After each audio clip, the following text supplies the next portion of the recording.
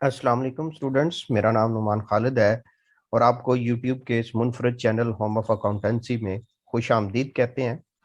प्यारे बच्चों, हम लोग इनकम टैक्स की डेफिनेशन की इस सीरीज़ के सेकंड लेक्चर को डिस्कस करने लगे हैं। ये सीरीज़ ये इनकम टैक्स की डेफिनेशन, ये जो टॉपिक्स हम लोग अभी डिस्कस कर रहे हैं, ये हमारे पास ईडीसी जो कि बीकॉम एनुअल सिस्टम के पार्ट 2 या ईडीसी सेमेस्टर सिस्टम के थर्ड सेमेस्टर, बीएस कॉमर्स के थर्ड सेमेस्टर, बीबीए और इसी तरह बहुत सी और बैचलर डिग्रीज जैसा कि बीएस अकाउंटिंग एंड फाइनेंस, जैसा कि सीए के सेकंड लेवल में पढ़ाए जाने वाले बिजनेस टैक्सेशन के टॉपिक को कवर करता है।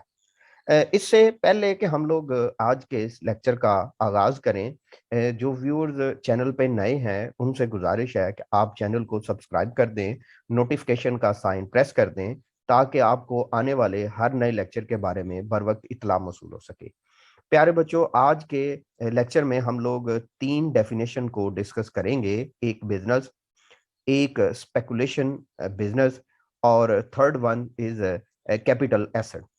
प्यारे बच्चों, ये चैनल सिर्फ बिजनेस टैक्सेशन के एस्पेक्ट को कवर नहीं करेगा, बल्कि इसके साथ साथ आपके advance cost, financial accounting, managerial accounting, operation, production management, meanwhile, जैसा कि नाम है इसका होम ऑफ अकाउंटेंसी, तो अकाउंटेंसी के ऑलमोस्ट तमाम एस्पेक्ट को ये कवर करेगा। इससे मुतल्लिका कोई आपको नोट्स या कोई और हेल्प चाहिए हो तो आप हमारे व्हाट्सएप नंबर के ऊपर रिक्वेस्ट सेंड कर सकते हैं। हम कोशिश करेंगे कि विद इन 24 आवर आपको रिस्पॉन्ड कर सकें। अच्छा जी स्टूडेंट, हम बात करते हैं आज के इस टॉपिक की। First one is the business. जैसा कि आपने अक्सर बुक्स में इसके बारे में लिटरेचर पढ़ा है कि बिजनेस बेसिकली कोई भी लीगल एक्टिविटी है जिसका मकसद प्रॉफिट कमाना होती है, हम उसको बिजनेस का नाम दे देते हैं। और जब हम बात करते हैं इनकम टैक्स ऑर्डिनेंस 2001 की, तो बिजनेस इंक्लूड एनी ट्रेड, कोई भी तिजारत, कॉमर्स जो मवानीने तिजारत हैं, manufacturing, profession, vocation, but it does not include employment. कि ये इन चीजों को तो सबको वो कंसीडर करता है, लेकिन एम्प्लॉयमेंट को बिजनेस के स्कोप में कंसीडर नहीं करता। अच्छा जी प्यारे बच्चों, हम बात को थोड़ा सा आगे बढ़ाते हैं। हम बिजनेस एक इकोनॉमिक एक्टिविटी है, जैसा कि आप बुक्स और अभी के हमने डिस्कस भी किया कि इसका ऑब्जेक्टिव नफा कमाना होता है। और ये वो तमाम शोबा है, जिंदगी है, या वो एक्टिविटीज हैं जिनकी बेस के ऊपर आप ये प्रॉफिट कमा रहे होते हैं। जैसा कि बाज़ औक़ात आप ट्रेडिंग करके कमा रहे होते हैं, मीन्स कि आप चीजें बनी बनाई लेते हैं और उसको उसी फॉर्म में सेल कर देते हैं। सम टाइम आप बिजनेस में कॉमर्स के स्कोप में आते हैं, जैसा कि जो मवानीने तजारत है, जैसा कि इंश्योरेंस कंपनी है, जैसा कि बैंकिंग सेक्टर है, जैसा कि ट्रांसपोर्टेशन है, जैसा कि पैकिंग एलिमेंट्स है, जैसा कि आप तो एडवर्टाइजमेंट जो है प्रॉपर आपके पास मार्केटिंग जो है, वो मीडिया जो है वो कॉमर्स का पार्ट है। तो आप उसमें से हो सकते हैं। It include trade and aid to trade, include the transportation, insurance, warehousing, marketing, banking वगैरह वगैरह। बाज़ औक़ात आप मैन्युफैक्चरर हैं, जिसमें आप रॉ मटेरियल लेते हैं, प्रोसेस करते हैं, फिनिश गुड्स बनाते हैं।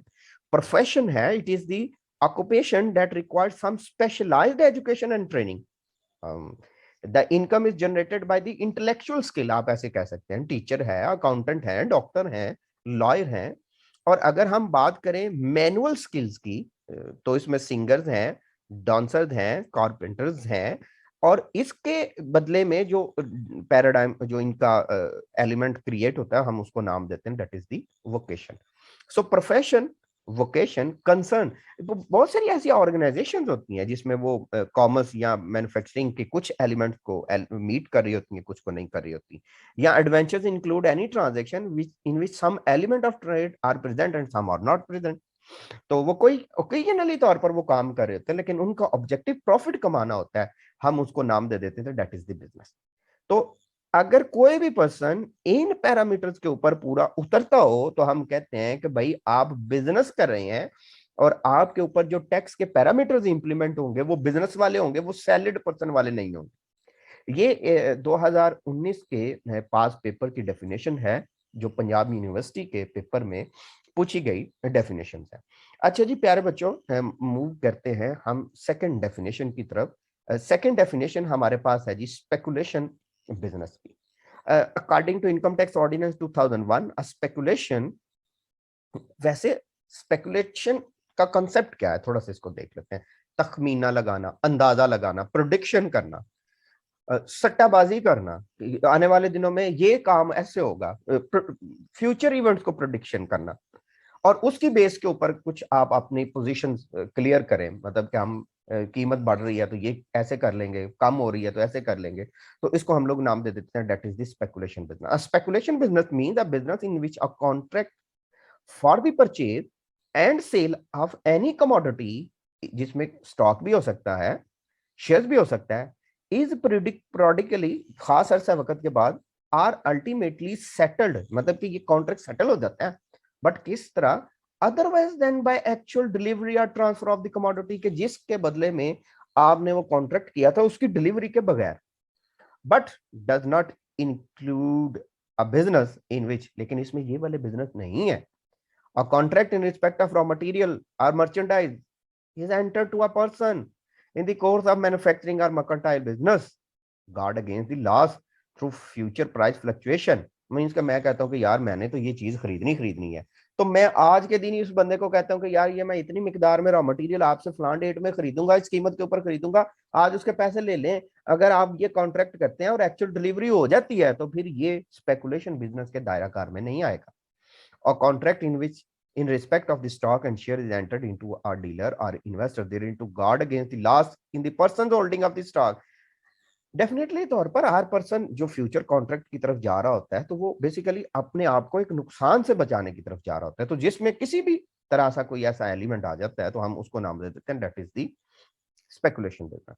अ contract is entered by a member of forward market. अच्छा, कुछ फॉरवर्ड मार्केट और फ्यूचर मार्केट्स होते हैं जिसके बारे में हम लोग डिटेल में अलग से डिस्कस करेंगे, कि जिसमें हम लोग आने वाले दिनों को की प्राइस फ्लक्चुएशन को मीट करने के लिए कुछ हम कॉन्ट्रैक्ट प्रिपेयर करते हैं, हम उसको नाम दे देते हैं that is the speculation business, or the stock exchange in the course of any transaction to guard against the loss which may arise in the ordinary course of the person business as such members।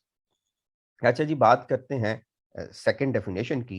ये भी एक पास paper की definition है, important definition है, capital asset से मुतल्लिका। ये Punjab university के paper में पूछी गई डेफिनेशन है, और इलामा इकबाल ओपन यूनिवर्सिटी में, जीसी यूनिवर्सिटी फैसलाबाद में, और सरगोदा यूनिवर्सिटी में, गुजरात यूनिवर्सिटी में। सो ये बड़ी इंपॉर्टेंट डेफिनेशन है, इसलिए हमें इनको बड़े तवज्जो से सुनना होगा और समझना होगा।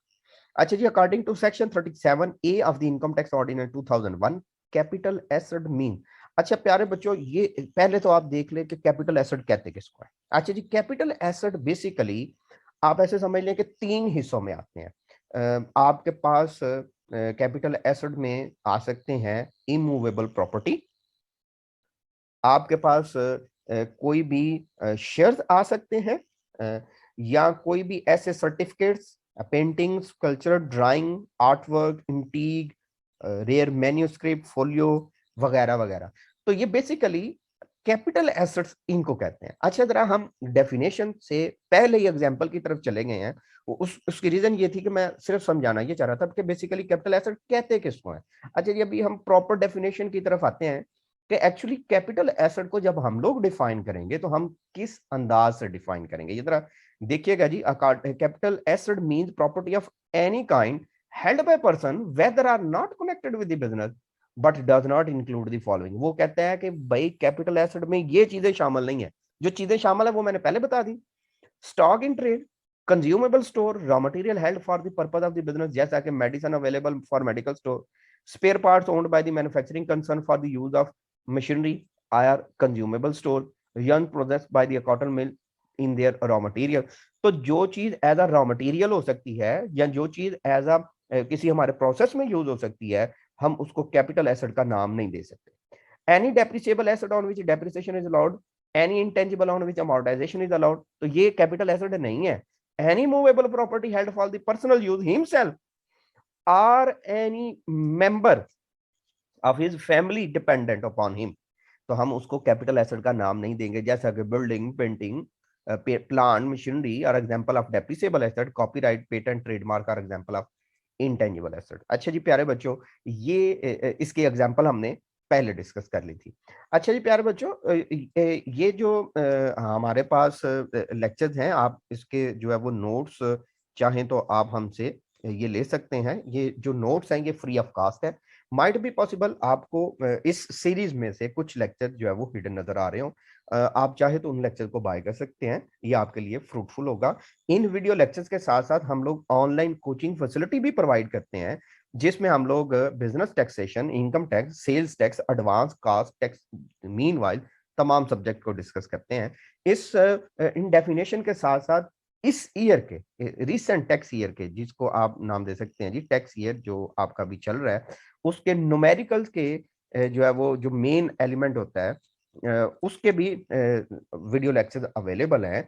आप उनके न्यूमेरिकल के लेक्चर्स भी लिंक मैंने इसके डिस्क्रिप्शन में मेंशन कर दिया है, वहां से आप इसको देख सकते हैं। माइट बी पॉसिबल उसके भी कुछ लेक्चर्स आपके हिडन हो तो वो आप जो है वो बाय कर सकते हैं। अच्छा जी स्टूडेंट, ये था हमारा आज का लेक्चर। इंशाल्लाह हाजिर होंगे इस थर्ड लेक्चर के साथ, जिसमें हम लोग इसी टॉपिक से मुतलका मजीद कुछ चीज़ें डिस्कस करेंगे। मैं एक दफ़ा शेयर कर देता हूँ कि हम लोग उनमें से कौन-कौन सी चीज़ों को डिस्कस करने जा रहे हैं। हम कोशिश करेंगे कि इसमें से जो चीज़ें आपके साथ डिस्कस करें वो ये डेफिनेशंस हैं जो पास पेपर में रिपीटेटिवली आई हैं। तो होप सो कि आपके लिए एक फ्रूटफुल सेशन होगा। इंशाल्लाह हाज़िर होंगे एक नए लेक्चर के साथ। तब तक अपना बहुत सा ख्याल रखिएगा, दुआ में याद रखिएगा। अल्लाह हाफ़िज़।